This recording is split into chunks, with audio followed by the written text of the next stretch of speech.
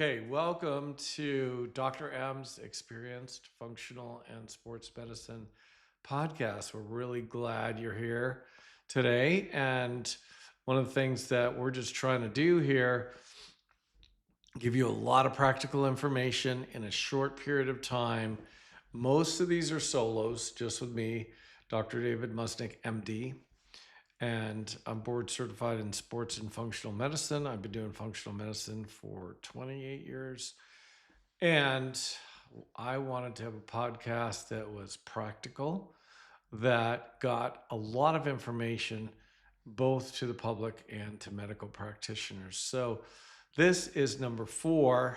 This episode is on EMF, electromagnetic fields, and about how to do some practical things for yourself, your family, and or if you're a healthcare provider, what to recommend for your patients. So let's get started with this. So first of all, I want to define this. It's not just EMF. There's actually 3 types of exposure that we're talking about on this electromagnetic spectrum. Radio frequency, then there's electromagnetic fields, and then there's electrical fields. So let me explain the difference.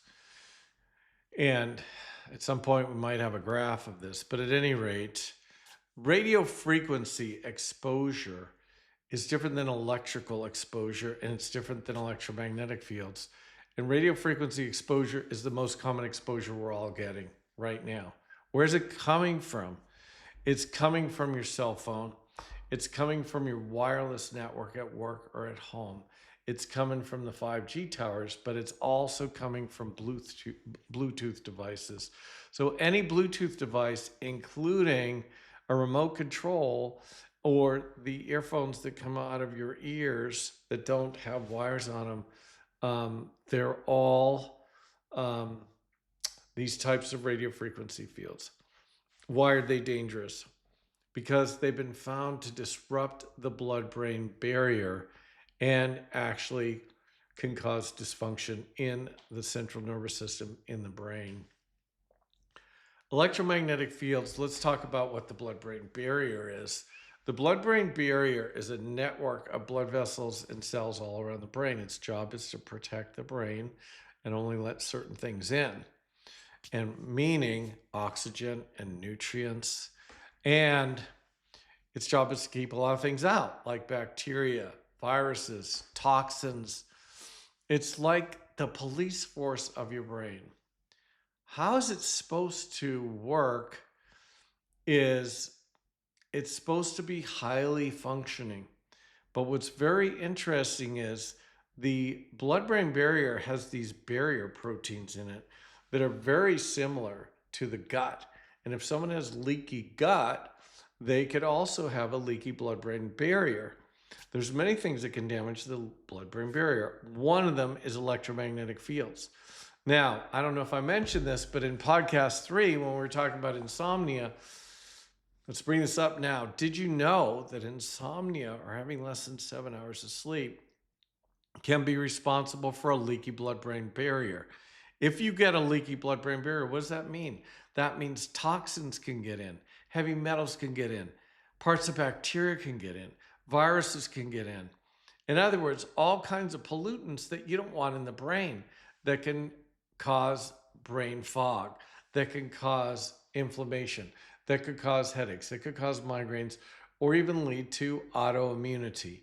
And I've been seeing a lot of brain autoimmunity in my practice.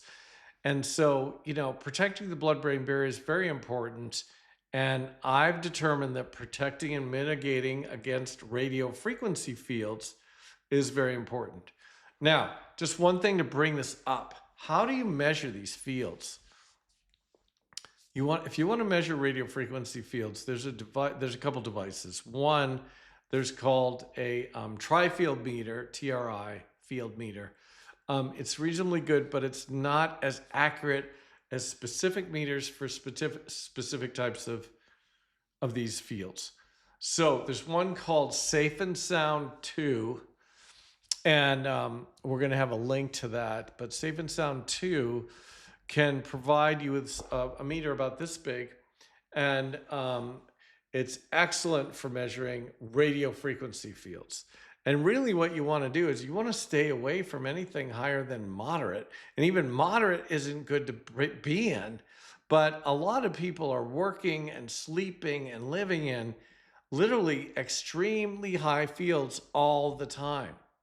And that's really not good because, like I said, it can cause headaches. It can disrupt the blood-brain barrier. It can disrupt neuronal health. Okay, so in terms of this type of exposure, what can you do?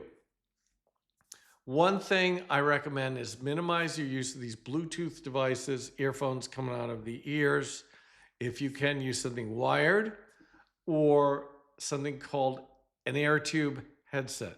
An air tube headset actually has an air tube that provides the sound, and it's just wired, and it goes into, say, a phone or an iPad or some other device.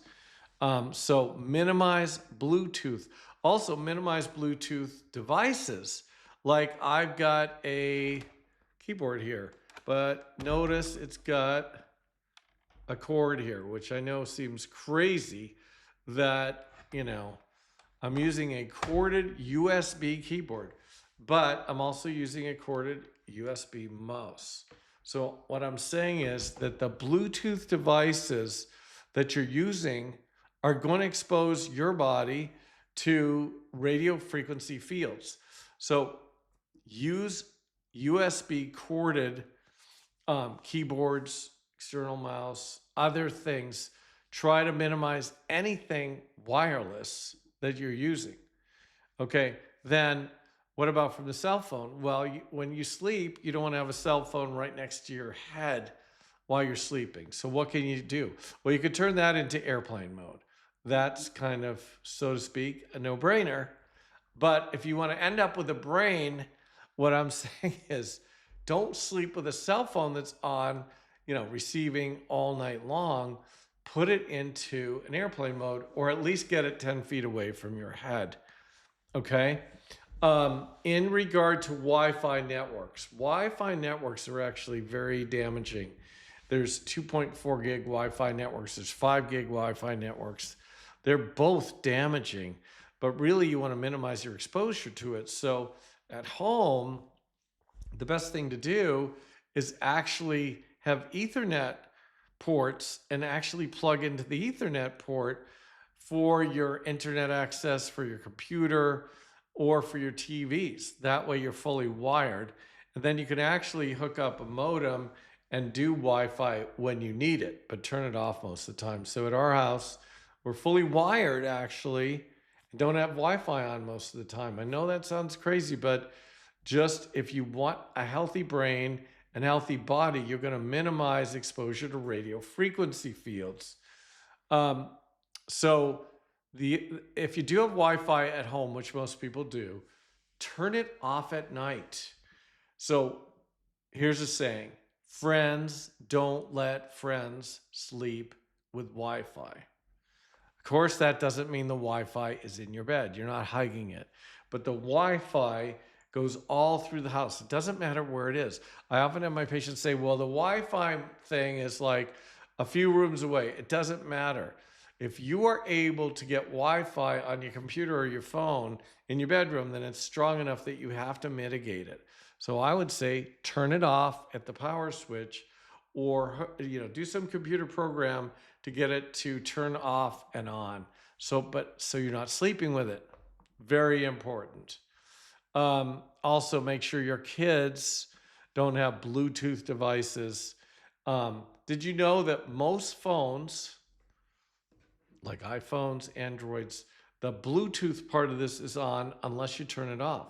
So I suggest on a phone, go into the settings and turn the Bluetooth off. Also, on iPads, go ahead and turn the Bluetooth off. And turn the Wi-Fi off if you're not absolutely needing it, because otherwise it's sending and receiving all the time and you're being exposed to it. So what you want ultimately is to be around an environment where you're not being exposed to a lot of radio frequency fields. And remember, I said that's the most common ones you're being exposed to. Mitigation means decreasing them. There's different ways to do it. Now, at work, I actually wear a shielded lab coat that's actually shielding my heart, vital organs from the radio frequencies. I mean, you don't have to go that far. There are other things, like there's something called an AIRS Tech. An AIRS Tech or some other devices can actually create a scalar field around you that will somewhat neutralize the harmful biological effects of these fields, the radio frequency fields. And now let's talk about EMF. Electromagnetic fields is EMF, and it's anything that can generate an electromagnetic field, which are different than radio frequencies. This has to be measured with a different device. So there are devices, there's a number of companies that sell these things. Like I said, there's a tri-field meter, and the tri-field meter can be used for, it can be put on RF, it could be put on EMF, or it could be put on electrical. But it's not that accurate or as accurate as individual meters. So there is another individual meter that actually works on EMF and electrical.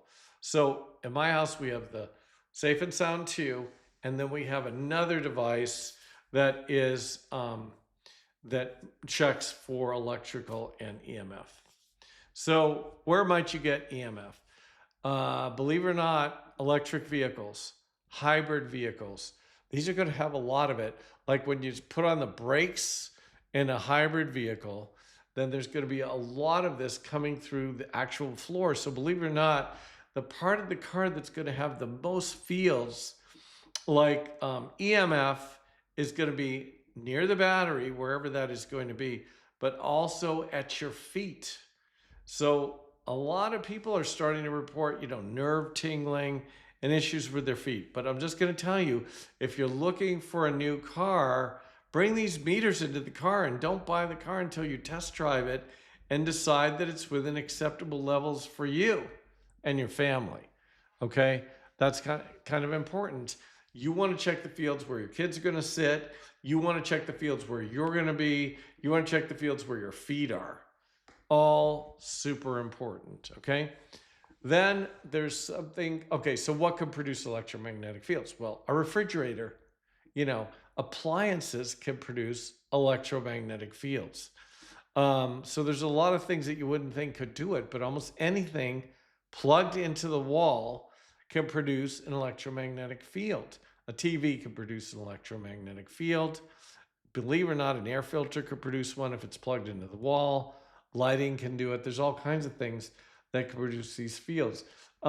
Printers can produce these fields. So very important to mitigate these things. Then what about electrical fields? Electrical fields have to do with wiring and whether the wiring was done correctly or whether it was done in a way that might increase electrical fields. So that's the kind of thing, if someone has the right kind of meter for that, for the electrical fields, which is often combined with the EMF meter, then sometimes you need to hire an electrician to correct those. It's not a bad idea. If any of you have anybody in the house that has migraines, Parkinson's, MS, brain fog, cognitive issues, hire somebody in your community to come out and measure these fields. Measure them in your house, measure them in the car, and maybe even measure them at work. And then try to figure out how to mitigate them. And like I said, there are some things, and we'll give you a link. We'll give you a link to some of these things that can be somewhat corrective. We'll give you a link in the links to companies that sell these meters.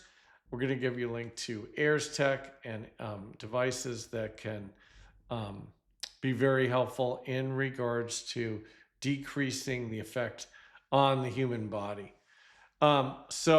And actually there's even shielded clothing. So if you find yourself to be extremely sensitive, you might want to look on some of the websites for literally shielded clothing. There's shielded things with hoodies that you can put over your head. There's shielded blankets. When you look at that stuff, you actually have to look at what it's rated for, because not all of these, all the clothes and all the hats and everything else is actually shielding for all the, the various frequencies that you need. So check that out.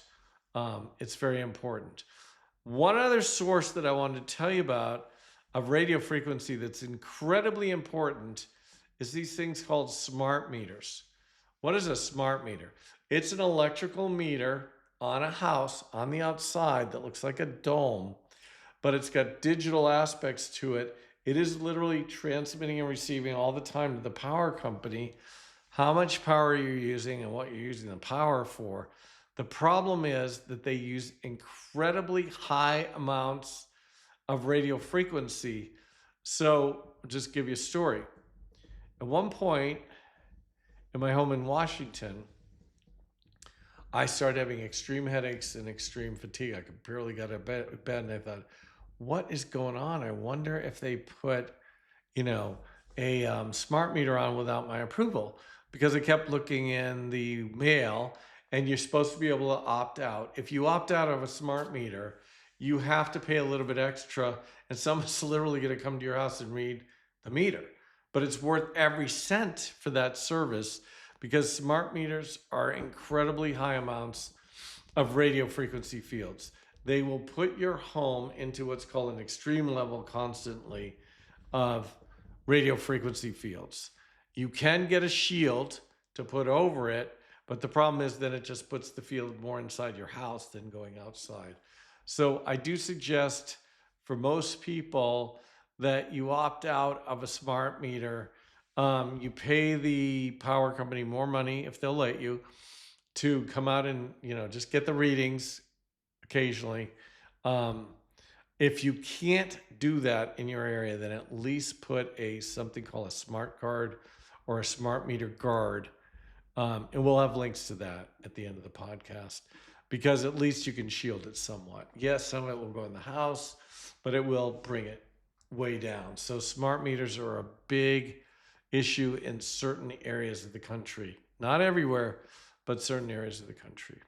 So takeaway messages: 3 types of fields: radio frequency, EMF, and electrical. The most problematic ones are radio frequency and secondarily EMF. You can be exposed anywhere. Believe it or not, the cars these days, with all their fancy things that they're monitoring, have a lot of Bluetooth in them. And the more things that you can do remotely, from, like remote activation of the car, turning it on, and things that you can do with your phone to turn it on, means there's more Bluetooth going on. So there's going to be exposure in cars. There's going to be exposure at work. There's going to be exposure virtually everywhere. Now that we have these satellites, there really is exposure almost everywhere. So if you are tending to get brain fog, if you're tending on getting more headaches, and this has been going on worse than the last, say, 5-6 years. Remember, 5G was introduced just soon, around COVID time. They both came in at the same time. A lot of people are having sort of headaches with it.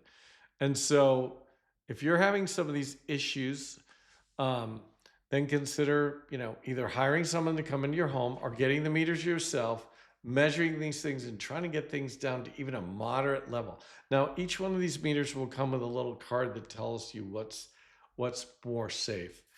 There's a number of books about this subject. I actually wrote a foreword in a book called What the EMF? That was written by Risa Suzuki, who used to do a lot of home visits to determine this. But there's a lot of other books about this, and there's definitely some research on this. So take this to heart. Consider this as one of your things that you want to get healthier in. You want to mitigate or decrease your exposures to these fields. And, I'm hoping this will educate you more. Check the links that we have for these things that you can get, both to protect yourself and to do the measurements. And thanks for listening to our podcast number 4 on electromagnetic fields.